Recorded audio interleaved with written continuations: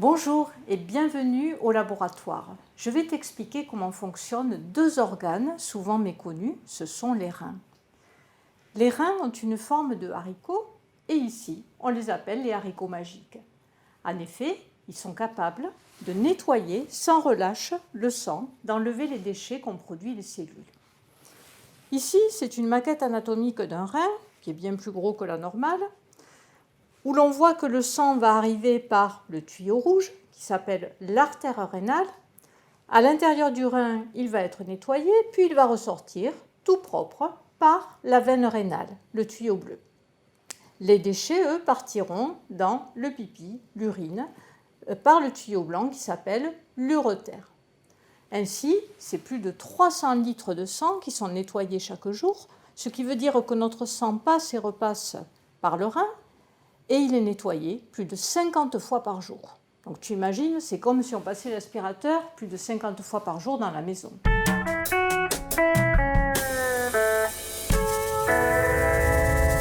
Ici, nous avons des reins de différentes tailles et on va essayer de trouver à quoi correspond le rein d'un individu adulte. Alors, il faut imaginer qu'on a deux reins dans la cavité abdominale. Donc ça paraît un petit peu gros. Ceux-là, ils paraissent un petit peu petits par rapport à l'énorme travail qu'ils doivent fournir. Donc effectivement, le rein d'une personne adulte, il a cette taille. Ceci, c'est le rein d'un enfant de 2 ans et celui-là, c'est le rein d'un nouveau-né. Celui-là n'est pas un rein humain, c'est le rein d'un gros animal comme par exemple une vache.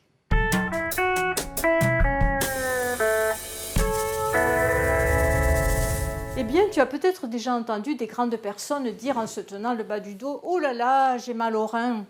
Bon, heureusement, dans la majorité des cas, ce ne sont pas les reins qui font mal, ce sont les muscles de cette zone.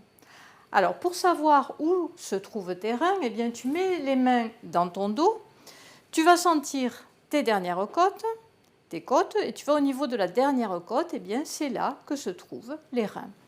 Alors, on va maintenant essayer de les replacer sur la silhouette de cet enfant. Donc, j'ai ici mes deux reins.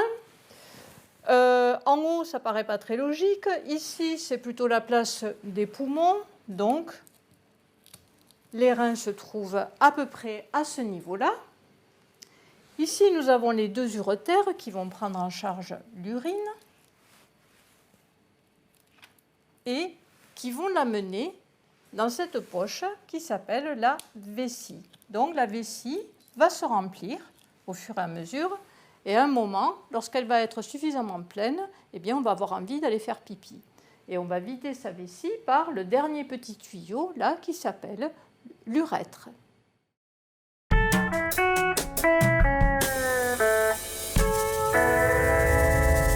Effectivement, la couleur de l'urine peut varier. À certains moments, l'urine va être très claire. À d'autres moments, elle sera jaune foncé, voire presque orange. C'est parce que les reins régule le contenu en eau de l'organisme. Donc, si tu as beaucoup bu, comme par exemple dans ce cas, eh bien les reins vont éliminer de l'eau, les déchets seront dilués et l'urine sera très claire. Par contre, si tu n'as pas beaucoup bu, les reins vont conserver de l'eau, les déchets seront davantage concentrés et l'urine deviendra plus foncée. Alors ici, j'ai une dernière urine. On m'a dit de faire attention. Voyons pourquoi. Ah oui, effectivement, ça pue. Ça, c'est l'odeur de l'urine lorsqu'on a mangé des asperges. Les asperges contiennent un composé qui, en lui-même, n'a pas d'odeur. Par contre, lorsqu'il a été digéré, il va être coupé en petits morceaux qui deviennent des déchets et qui donnent cette odeur si particulière à l'urine. Alors la couleur et l'odeur de l'urine a été utilisée pendant longtemps par les médecins pour diagnostiquer des maladies. Et donc par exemple, cette roue leur servait à faire leur diagnostic. Elle date de 1506.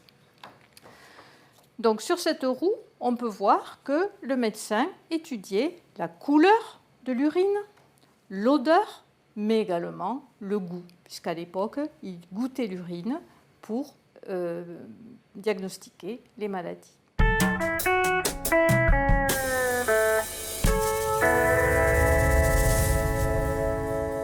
Eh bien, si on regarde le rein au microscope, on va s'apercevoir qu'il contient une très grande quantité de petits tuyaux que l'on appelle des néphrons. Il y en a 1 million dans chaque rein. Dans chaque néphron, il y a une première partie appelée glomérule, où le sang va être filtré, puis le liquide va faire tout ce trajet compliqué, et à la fin, partira dans l'urine. Les molécules utiles, elles, seront récupérées dans le sang.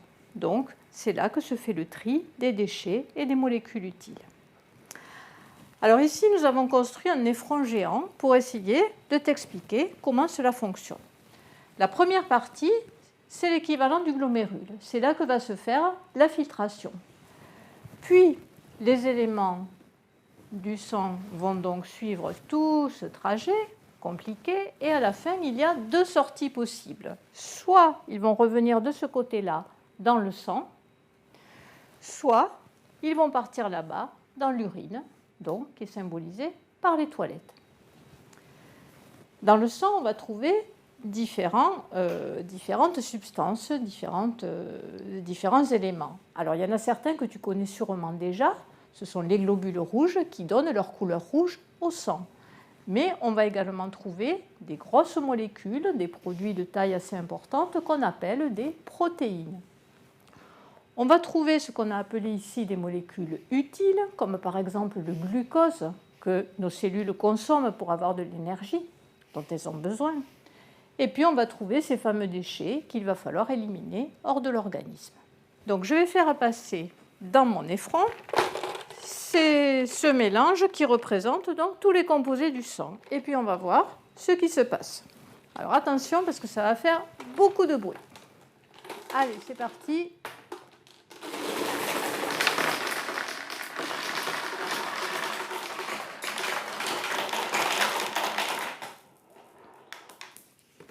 Voilà, on dirait que le néphron a fini de travailler.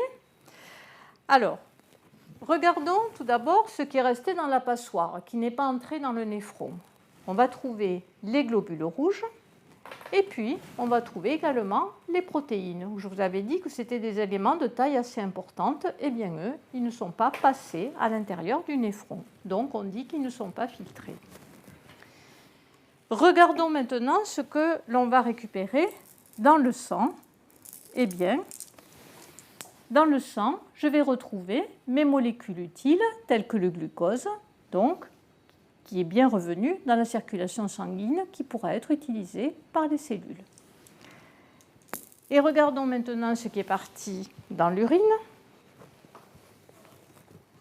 Eh bien, dans l'urine, je vais retrouver donc ces éléments qui sont les déchets et qui doivent donc être éliminés hors de l'organisme.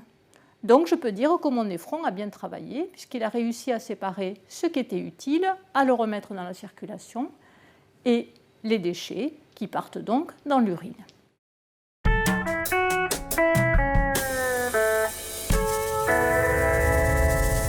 Il peut arriver que le rein devienne malade. Et dans ce cas-là, on sait qu'une des premières altérations va se produire au niveau de la partie passoire, de la partie glomérulaire, du glomérule.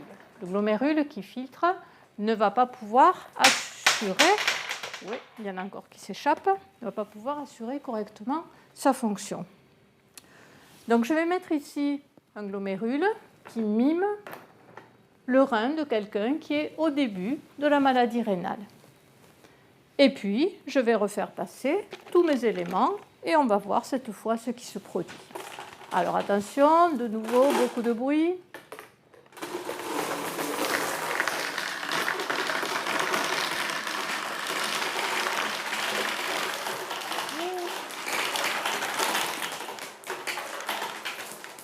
Il y en a même qui s'échappent, c'est pas grave.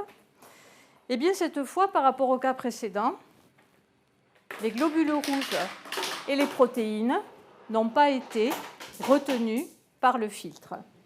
Et regardez en fait où elles vont se retrouver. On va les retrouver dans l'urine, alors que normalement, elles ne devraient pas y être. Donc la présence de protéines dans l'urine est le signe qu'on a un début d'atteinte rénale. Regardons côté sang. Eh bien, côté sang, par contre, tout est normal. Les molécules utiles, le glucose, ont bien été récupérées, sont bien revenues dans la circulation sanguine. Normalement, la personne qui a un début de maladie rénale va être soignée, fort heureusement, mais malgré cela, dans certains cas, il peut arriver que la maladie continue à progresser. Et dans ce cas, les cellules du glomérule qui est malade vont se mettre à fabriquer des espèces de fibres qui vont se déposer dans la passoire. C'est ce que l'on appelle la fibrose rénale. Donc, regardons ce qui se passe dans ce cas-là. Je vais refaire passer tous les éléments du sang. Pas un bruit. Que s'est-il passé? Mais en fait, rien n'est passé, rien n'a pu entrer dans le néphron. Donc, cela veut dire que le rein ne travaille plus, le rein n'est plus capable de trier les déchets. Le rein n'est plus capable d'enlever les déchets de la circulation et de ramener dans le sang les molécules utiles. Donc, dans ce cas-là, on va dire que la personne est en insuffisance rénale.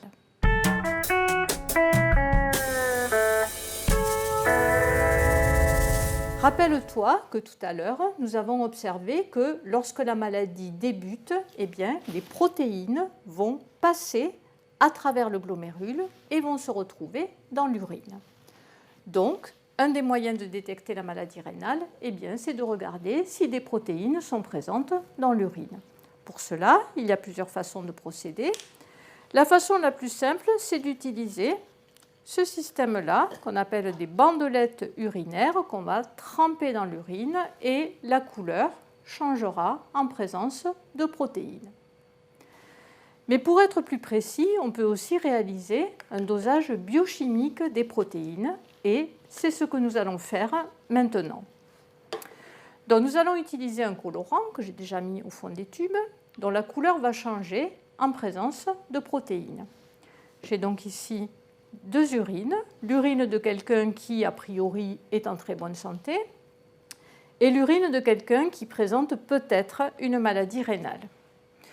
Donc pour faire mon dosage, je vais utiliser ce type de pipette qui sert à prélever l'urine. Donc ce sont des pipettes extrêmement précises qu'on utilise dans les laboratoires. On appelle ça des micropipettes, puisqu'elles ont une précision de l'ordre du microlitre, c'est-à-dire ça représente 1/1000 de litre. Donc je mets un petit embout au bout de ma pipette et je vais pipeter. Je vais prélever l'urine de la personne qui, normalement, est en bonne santé. Je la mets en présence du colorant, puis je vais homogénéiser en utilisant cet appareil qu'on appelle un vortex. Attention, ce n'est pas un vortex spatio-temporel, mais ça sert à très très bien mélanger. Voilà, et je vois qu'il y a une coloration bleue assez claire qui apparaît. Maintenant, je vais changer l'embout et je vais pipeter la deuxième urine que je vais mettre en présence du colorant. Je vortexe et cette fois, je vois que j'ai une couleur bleue beaucoup plus intense qui s'est formée. Si je compare les deux, on voit qu'il y a une grande différence de couleur. Donc cela veut dire qu'effectivement, dans l'urine de cette personne, il y a des protéines et donc cette personne présente sans doute un début de maladie rénale. Donc qu'est-ce qui va lui arriver maintenant? Eh bien évidemment, on va la soigner et donc elle va prendre des médicaments qui vont permettre de retarder l'évolution de la maladie, qui vont empêcher son aggravation, qui vont empêcher les fibres de se former. Mais nous l'avons vu tout à l'heure, malheureusement, eh bien, il peut arriver que la maladie soit détectée trop tard et que dans ces cas-là, il y ait déjà les fibres qui bouchent complètement le rein. Donc dans ce cas-là, Le seul moyen, eh bien, ça va être d'utiliser une machine qui va nettoyer le sang à l'extérieur de l'organisme. Donc on dit que la personne va maintenant entrer en dialyse. Donc pour faire la dialyse, la personne, dans la majorité des cas, va devoir aller à l'hôpital 3 fois par semaine, chaque fois pour une durée de 3-4 heures. On prélèvera son sang en général au niveau du bras, puis il passera dans une machine qui va le nettoyer et son sang reviendra dans son bras. Une autre possibilité, bien entendu, c'est la transplantation rénale, la greffe, et cela permet d'avoir une bien meilleure qualité de vie. Eh bien, tu as sans doute déjà entendu les recommandations, ne mange pas trop gras, trop sucré, trop salé. Eh bien, sache que ce n'est pas pour t'embêter qu'on dit ça, mais c'est très important parce que ça va diminuer le risque d'avoir une maladie telle que le diabète ou l'hypertension qui, après, dans un second temps, peuvent avoir des impacts sur le rein. N'oublie pas aussi de faire de l'activité physique et de boire beaucoup d'eau. Enfin, c'est aussi très important de continuer à faire de la recherche sur ces sujets-là. Dans notre laboratoire, nous expérimentons des nouvelles techniques pour détecter le plus tôt possible la maladie rénale avant qu'elle ne devienne trop grave. Et nous expérimentons aussi des médicaments qui peuvent empêcher la formation de la fibrose rénale. Nous espérons que cet atelier t'a intéressé. Si tu as des questions, n'hésite pas à les poser en commentaire. Et puis, si la science t'intéresse, eh bien, peut-être que nous nous retrouverons au laboratoire dans quelques années.